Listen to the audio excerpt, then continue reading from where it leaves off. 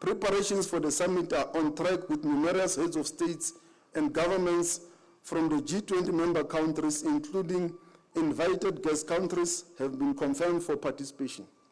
Heads of international organizations, in total, 42 countries are confirmed for participation at various levels. This includes 20 G20 members, excluding the United States, for reasons well known to you. 16 guest countries and 6 countries representing regional economic communities in Africa, the Caribbean, and East Africa. The Leaders Summit will take place from the 22nd to the 23rd November 2025. The agenda of the summit will be anchored on the following 3 sessions, namely, Session 1, Inclusive and Sustainable Economic Growth, Leaving No One Behind. Building our economies, the role of trade, financing for development, and the debt burden. Session 2, A Resilient World, the G20's contributions, disaster risk reduction, climate change, just energy transition, food systems. And Session 3, A Fair and a Just Future for all critical minerals, decent work, and artificial intelligence.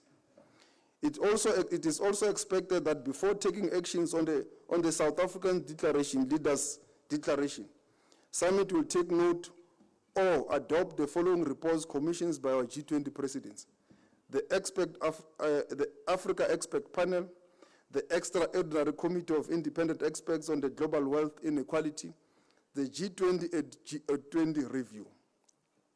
High-level sides events, including the IPSA Leaders Meeting, the Global Fund Aid Replenishment Meeting, the High-Level Renewable Energy Pledging Event, a Compact with Africa event, a Disaster Risk Reduction Meeting, a meeting with Africa Heads of State, and special South Africa-EU Summit. And I want to thank also the Premier here of Gauteng, the Mayor of the City of Johannesburg, for the work that they have done. Their work is visible. We have seen how hosting a major event of this magnitude can be a catalyst for higher levels of service delivery, and look forward to sustaining and expanding the improvements we have seen. I know that there's always criticism when events of this nature come, and I've seen some of it on social media that we were doing all this because of G20.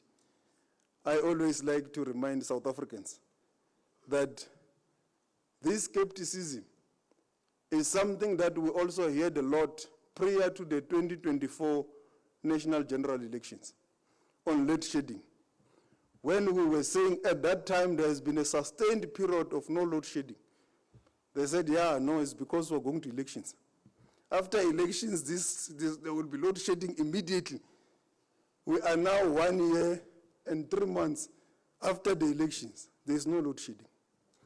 So it does show that sometimes you do need events to turn the situation around. And I believe the province of Gauteng has used this event to turn the situation around, and they've used it as a catalyst. They can only sustain it moving beyond this point.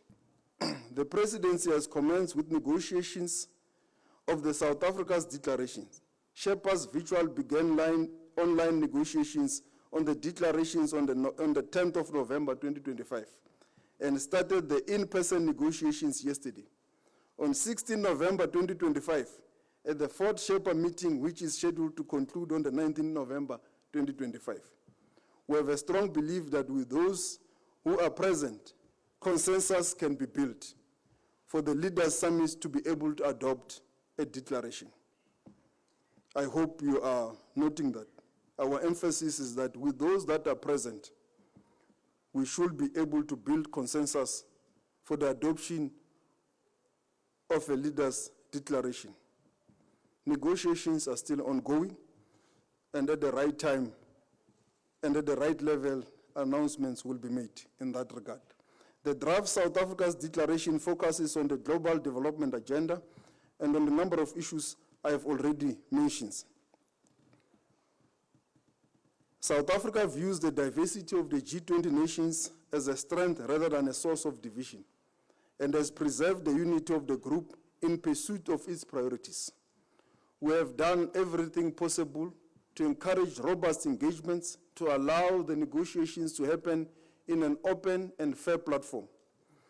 Even with the US, when they raised concerns, we did our best to accommodate them, and they did come back into some of the meetings. At some point, it was indicated that they will be fully participants, and including at the Leaders Summit, that they will be represented at the Vice President level.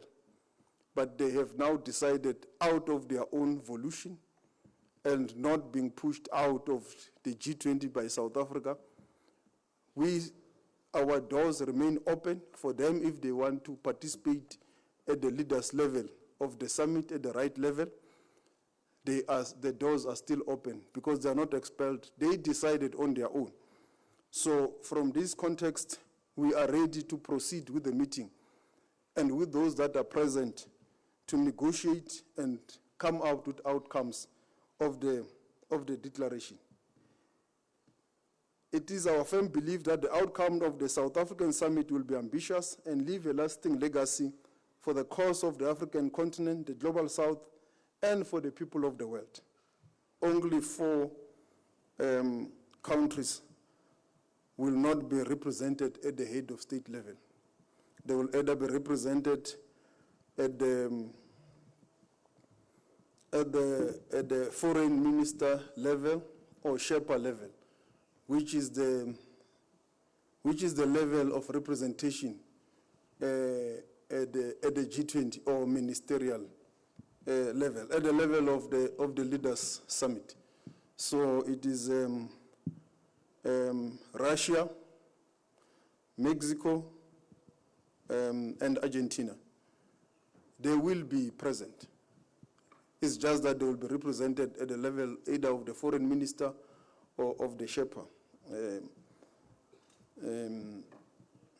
In fact, Mexico and Argentina will be represented at the ministerial level. And with regards to the Palestinian issue, I believe Madiba will also come onto this, not the Palestinian one, the issue of the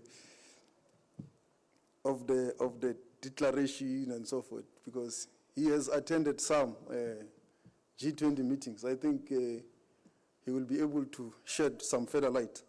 The Palestinian plain, as to whether there is some shady work and so forth, indeed we are suspicious as the South African government about the circumstances surrounding the arrival of the plane and the passengers that were in the plane.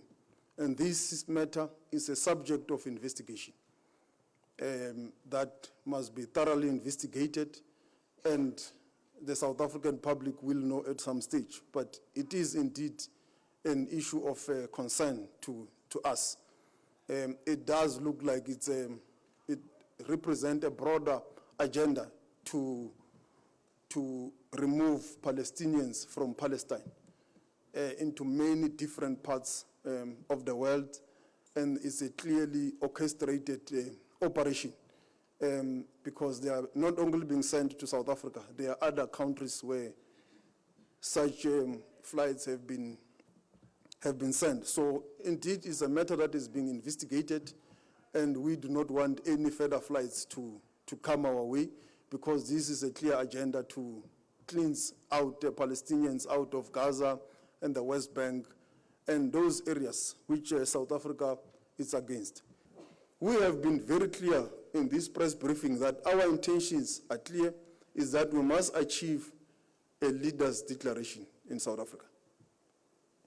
There is nothing that precludes us from achieving it, and that is what we are proceeding in the negotiations, that there must be a leaders' declaration, because the US is absent from the G20 as a member. Therefore, there is nothing that precludes the members that are present to agree on a declaration.